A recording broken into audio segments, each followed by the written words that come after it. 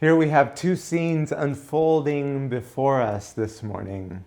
One is incredibly attractive, I think. It inspires us, no doubt. It's the foundation, I think, of a lot of Christian idealism today. The second is a bit more repellent, I think. The first story describes how believers in Jerusalem share their wealth and they selflessly care for the needs of others. The second tells the story of two members of this community who try to defraud the group and fall down, zapped dead as a result. There's generosity and trust in the first story that kind of exceeds our wildest dreams of what's possible. After all, Christianity, we deal in the realm of impossibilities. In the second, however, the abundance seems to be of another kind. There seems to be an abundance of punishment in the second story that seems to surpass the severity of the crime. Almost as if it's unfair, like, God, you went a little bit too far here. The scenes, however, they belong together, offering a pair of stories to compare and contrast with each other, snapshots into the life of this new community that's forming. This morning, we're going to be taking a look at another aspect of what it means to be church today, and it's going to be the aspect of unity. These stories, they present a snapshot of what is the case for the community right then and there, and for some troubles that will come along in the future. See, both of these stories, they involve the selling of property, and both of these stories involve the placing at the apostles' feet the wealth that comes from all of these things. Both of these stories include evidence of God's activity here. But both are important pieces to the community. We'll be taking a look at both of these stories together, reading them together. The first scene in Acts 4:32 through 37, it's resuming a description of what we've already seen in Acts chapter 2, verses 43 through 47. When the coming of the Holy Spirit came on the day of Pentecost, we saw that the community that was built, this tight-knit community in Jerusalem, was unified, and it continued to grow as a community. And we saw that they spent time engaging in worship, fellowship, and charity. This portrait of their mutuality was beautiful. It sparkles. And it shows a truly cooperative living. This cooperative living that's fueled by generosity, and it's marked by their worship and their service to one another. At the end of Acts 4, we see that the focus zeroes in on the particular aspect of the group's behavior.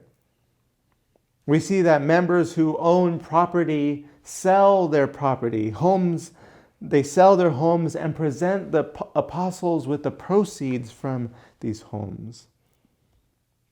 By laying piles of money at their apostles' feet, the donors acknowledge that the apostles' authority to distribute the wealth as needed, according to what meets others' needs. And we see this beautiful phrase in the beginning of Acts where it says that there was not a needy person among them in the group. This story sounds beautiful. It sounds like a promise that God made to the ancient Hebrews after delivering them from the bondage of slavery and delivering them and guiding them to the promised land, where he said, there will, however, be no one in need among you, because the Lord is sure to bless you. It's this image of continuous generosity that this community possesses. This community possesses one heart and one soul. Sounds quite appealing to us, doesn't it? For those who are listening in the early church, for those who were not a part of the early church, who were onlookers into this experiment in economic welfare, it must have tickled the audience of those who watched. The vibe, the ethos that is described here is one that resembles the descriptions of authentic friendship that the Greek philosophers had already been talking about in their writings. Some of these texts of the Greek philosophers described a state of affairs like this as what could be possible in a state of true and genuine friendship under ideal social and political systems. But here in Acts, we see something slightly different. In the book of Acts, they're describing believers in Jerusalem, that their mutuality together here springs into being not through their political architecture, but through the work of the Holy Spirit. The community of God here displays a capacity for realizing this deep, almost unrealistic hopes for justice, generosity, and coexistence. God's presence here manifests itself in great power. At the work of the apostles and the community, the ministry, and the unity that develops among them. It's formed by this great grace, I think, that is the community's cornerstone. The passage here does not celebrate this fellowship for its own sake, but it celebrates a community here as a place where God's salvation can be experienced. That is the purpose of that community, where God's salvation is experienced. As we've seen in the weeks before, God is interested in reordering our daily lives, restoring aspects of human existence. And this passage here, it broadens our understanding of God's salvation at this moment, showing the implications for matters of wealth and social status. Here, giving to the needy does not earn salvation, but it demonstrates that a person has come to grasp what the economy of salvation is actually all about. The economy of salvation here is relinquishing one's real and perceived advantages and entering into true solidarity with others. When Jesus was among the apostles in the Gospel of Luke, he envisioned something similar, a kind of discipleship, one that was so challenging that I think it might strike fear into our hearts. You can see this in passages like Luke 6:35, where Jesus says, "Lend, expecting nothing in return."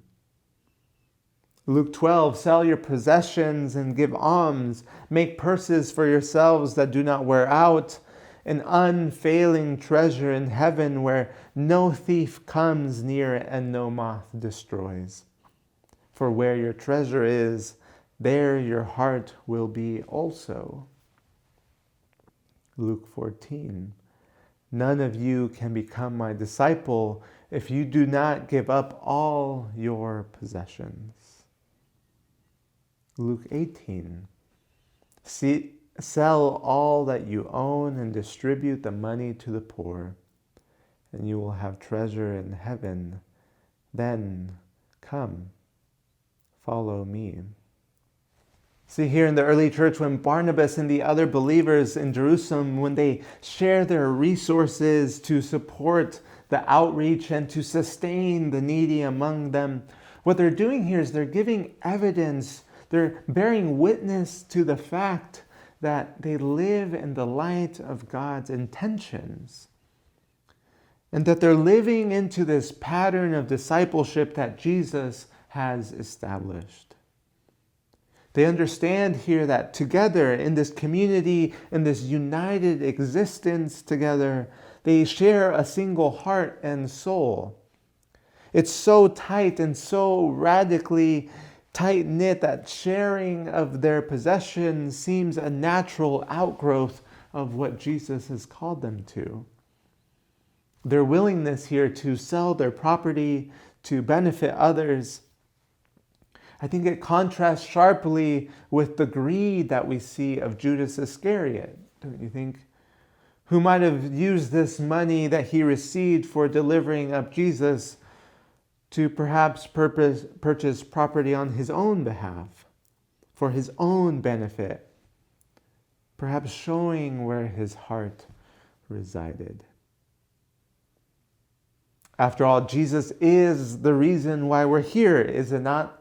Life in the community is about this person named Jesus. Life in the Christian community.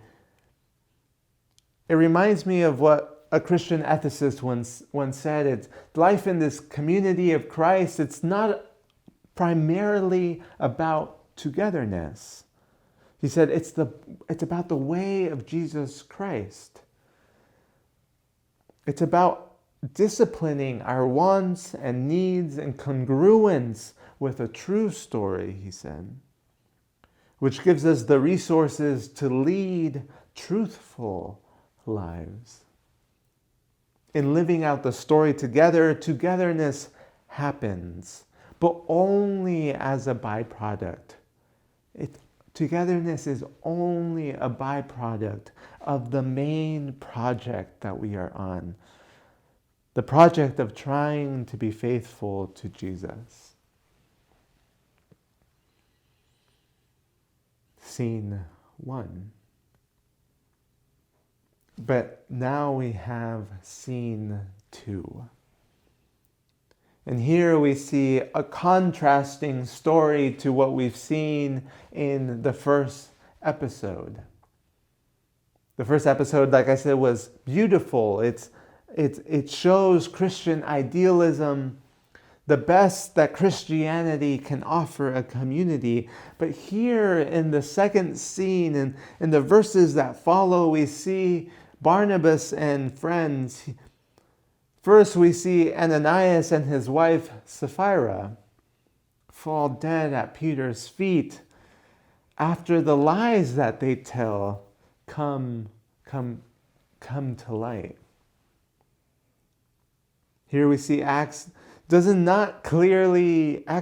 really clearly indicate that Peter's was the one that determined their horrible fate. After all, the sin is not against him, and so he appears to be the messenger. Nor do they die from shock or some other strange coincidence. So the question is, does God kill them? And that seems to be the implication here at this point. And inevitably, the question becomes, what kind of God does this and why? The story here elicits a range of emotions for us. For some, it might elicit amazement, others anger, and perhaps for others, fear. God is supposedly a merciful God. No, apparently not one that ordains the punishment of a couple after they misrepresent or misreport their income. The guilty here, Ananias and Sapphira, are afforded no opportunity to repent or to make restitution once their lies come to the surface. In reading this story and trying to see it from different angles, we find that the story here cannot quite be tamed. That is, I think it's one of those stories that will retain some of its moral offense to us, because I think the punishments here do not quite fit the transgression that we see. It makes God out to be, well, I think excessive at this point. Is God this petty, moralistic, federal agent of the IRS? But there's other biblical passages that lead us to doubt this sort of portrait or view of God that we see here. And yet again, we certainly see some other additional passages in the Bible that might support that this is exactly who God is. But in any case, this, I think, is one of those stories that's going to be on that short list of Bible stories that we wish weren't quite in the Bible, that we wish they weren't there to tell our kids in Sabbath school. This, however, doesn't mean that we can't learn from this story. Upon looking closer, I think there might be something to salvage from this story. Here in the story, we see that the conversations between Ananias and Sapphira, the conversations that they have with Peter about selling their property, it kind of indicates that donating the proceeds is not necessarily a requirement for joining the community of faith. We know that. It's not a precondition to join the community here. But Peter reminds Ananias that the land and the money were his to do with as he wished. But the couple's misstep here, where they kind of went wrong, the place where they stumbled was instead, I think they lied about misrepresenting their commitment to this community. Although legally speaking, the land, it was Ananias. It was his. It was his to do with what he pleased. He was ready to sell it, and he wanted to donate it. But here we see a misstep on Ananias' part. And for Sapphira, her offense consisted in willing to be a conspirator with her husband. What's crazy about this story is just a portion of these proceeds would have been a welcome gift to the community, but it was their deceit that ultimately, Peter said, defrauded God, not the people who were to receive the donation. Peter's claim here that lying to God should make us pause, I think. How is an attempt to deceive the community the same thing as trying to deceive God or testing God? Peter here does not claim to be God, but he does point to the community's importance in God's eyes. The community, therefore, is somehow expresses God's own self, God's own intentions here. But how does the community do this? It's through their unity and their mutuality. See, the problem is not holding back money. The problem is creating a false impression of commitment to the community and to God's people, to God's purposes. Ananias and Sapphira, they're compelled by what Peter identifies as a satanic impulse in them, in their heart, to perpetuate this lie about their commitment to the community, to their commitment to the community's well-being. This goes beyond a simple hypocrisy, I think, for they hold back their selves. They demonstrate, I think, a sense of contempt for the community's purpose, not as an economic experiment, but as an expression of radical commitment to one's neighbors. They balk. They question. They have a suspicion of this community's purpose. Because this unified community that God has been constructing since Pentecost here, it stands as a living articulation of God's purpose, what God intends the gospel to accomplish. They show their disdain for it.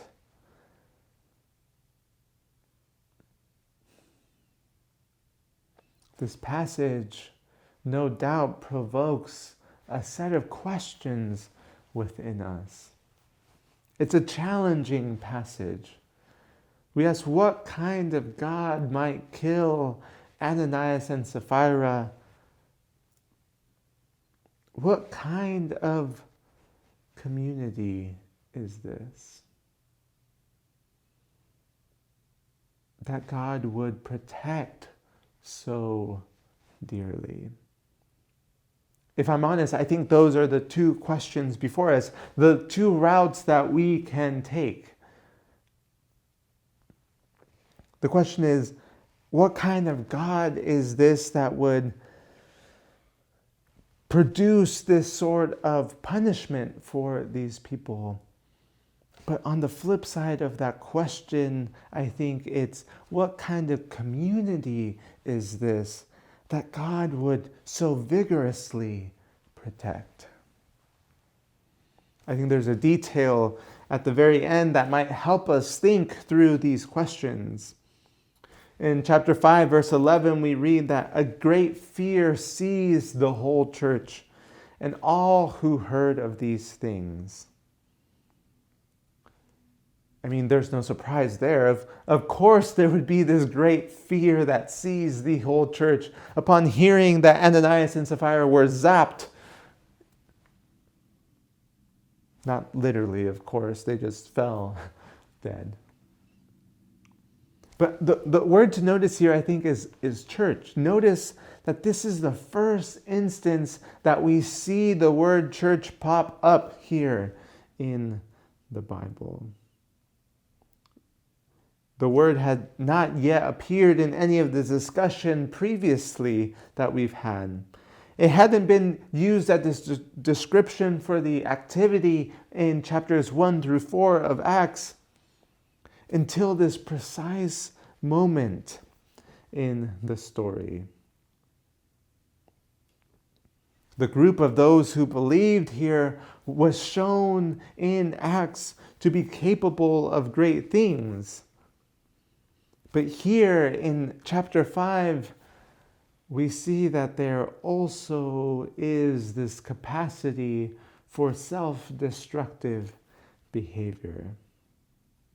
It's almost as if we see the very best of the community in chapters 1 through 4, and here in chapter 5, we begin to see the worst in this community before it gets called the church. Can this church now hope to survive all the bad behavior and the half-hearted commitments of its members? Is God going to have to knock all of them down dead? Is the point of the story here that people inside and outside the church should look upon the church and its struggles and come away with great fear? We know that I think there must be more to it than this. Obviously, God's normal practice does not involve policing the church in such horrific ways. Otherwise, we'd be in big trouble. Because if God were really like this, I think not many of us would remain.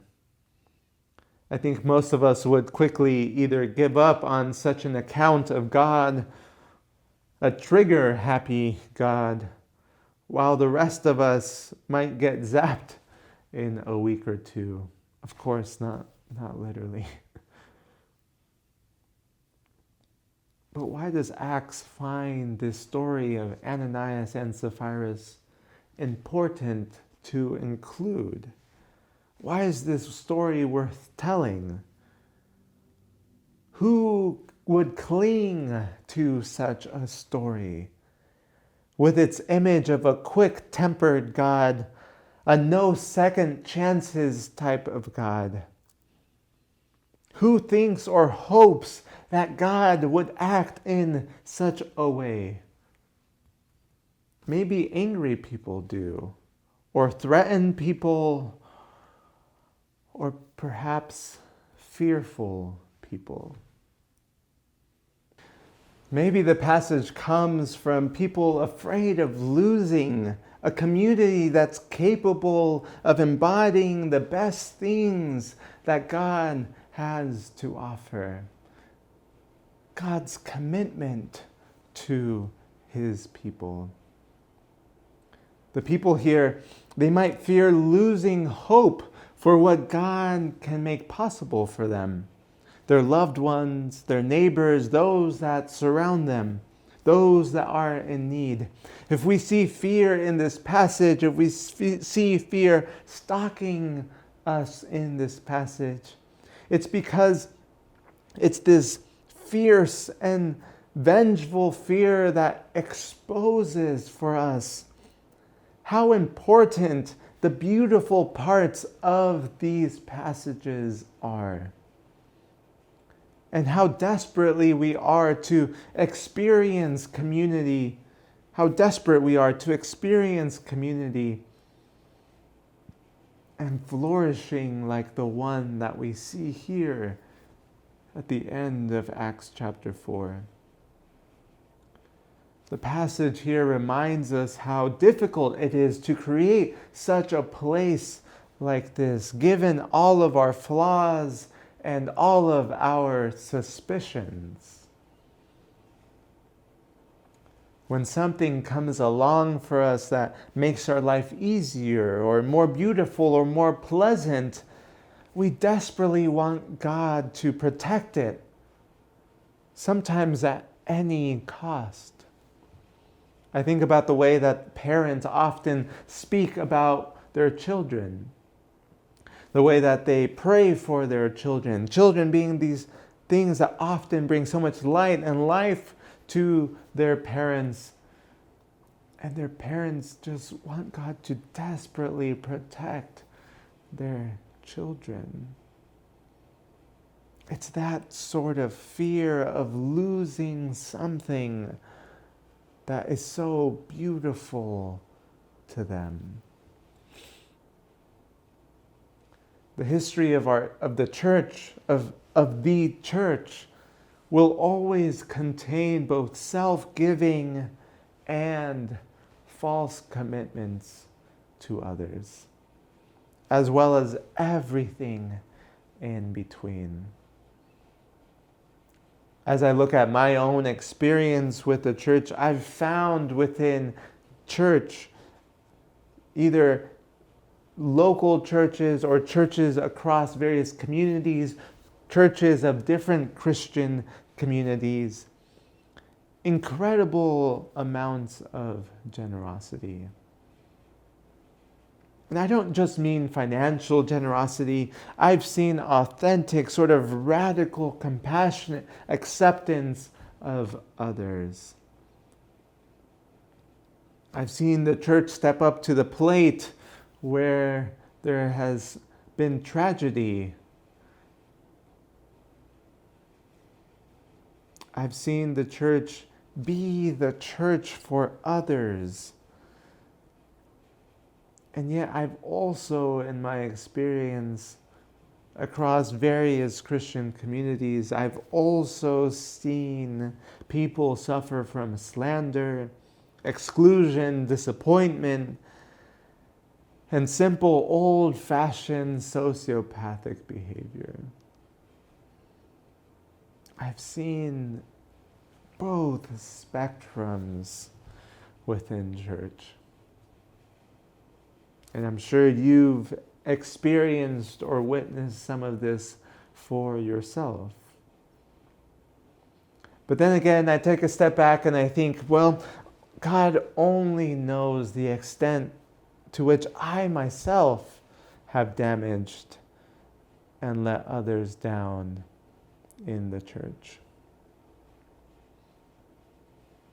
I love the church, but there are also moments where I just feel like I hate the church, seeing the pain that it can cause.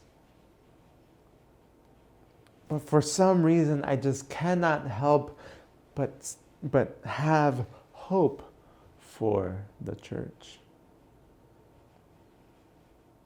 I see in church the best and worst of humanity, but also the best and worst of myself. And God hasn't struck me down just yet, and so I think I will keep on being a part of it.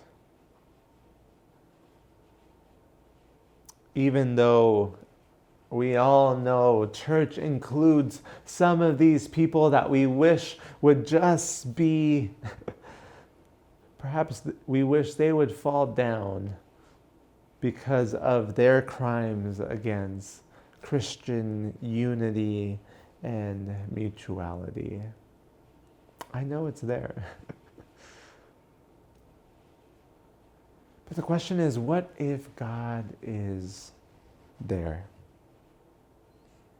What if God is here?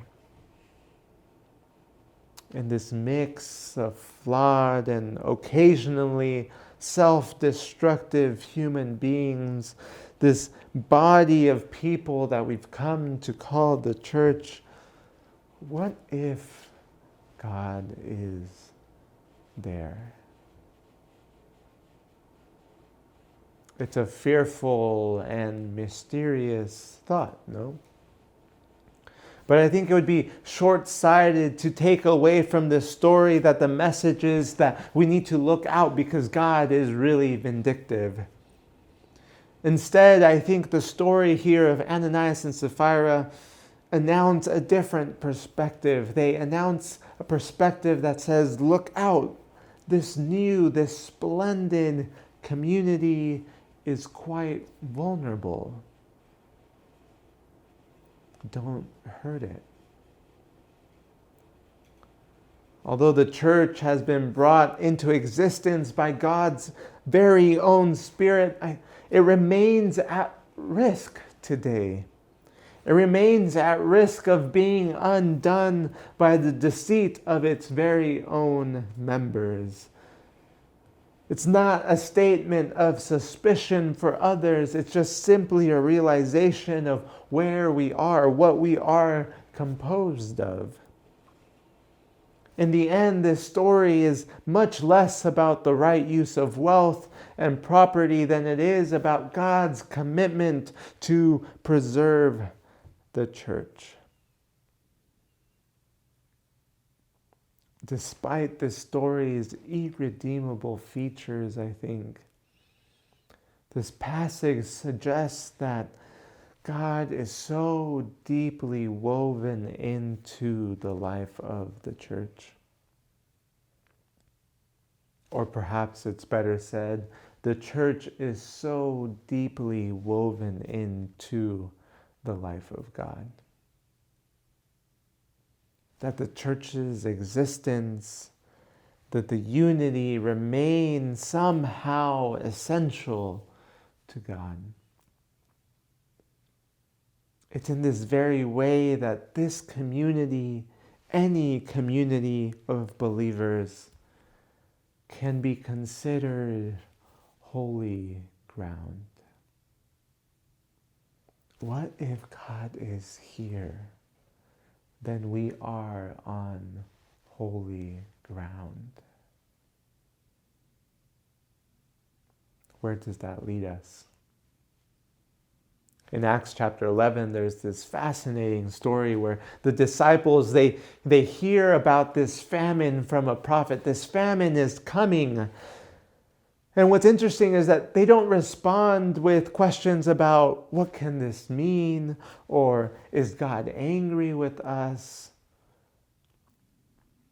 Does this mean that the Lord is coming back right now?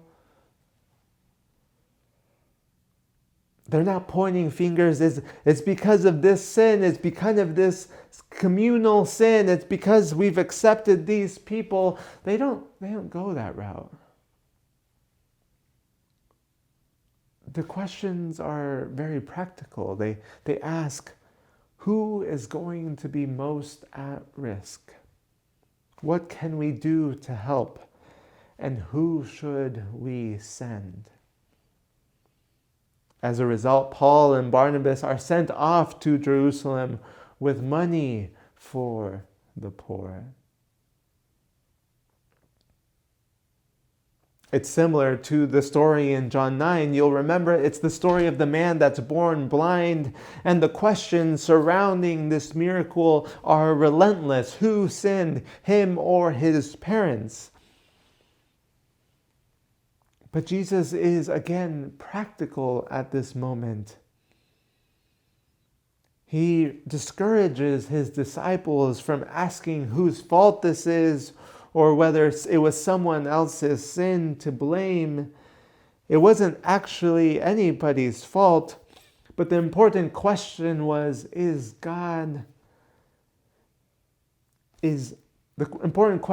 what is to be done here? What is God's response to this story?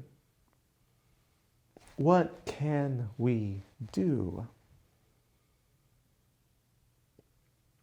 So I think for us, that means that we need to start with our neighbors, our friends, our family, asking who we could help by bringing food, by bringing tools, by bringing masks, medical supplies, whatever the case may be. In short, the question that we should ask is, what can we do?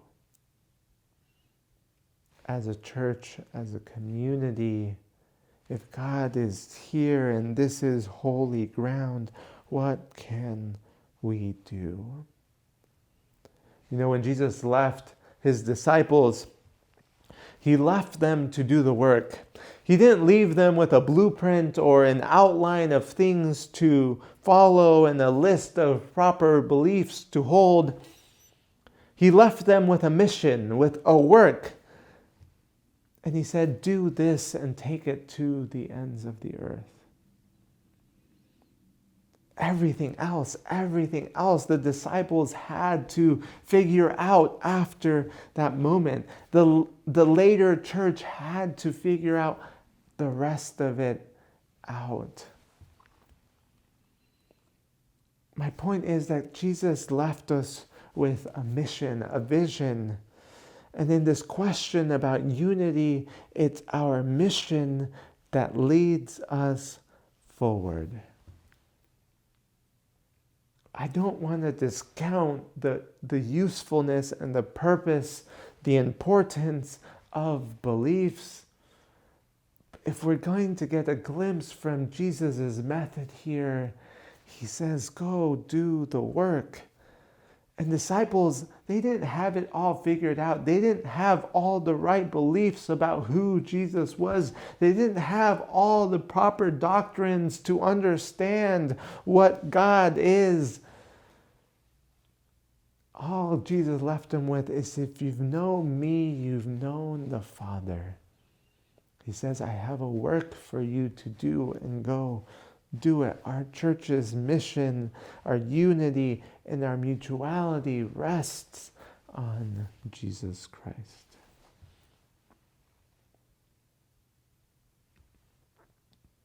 here in these passages, we see that God's commitment to the church remains resolute even in spite of its members' occasional bad behavior. The unity, the vitality, the witness, even fragility of these communities are part of encountering God in their midst. Unity is really difficult, and today we see many attacks on church unity. Sometimes unity seems impossible. But it's a foundational goal if Christians, despite our many flaws, are going to be able to give voice to God's presence in and on behalf of the world. So I'm not here to answer all the questions of what it means to be united today at church at a distance, struggling with the increasing polarization of our political climate, with increasing questions of where the trajectory of history is going.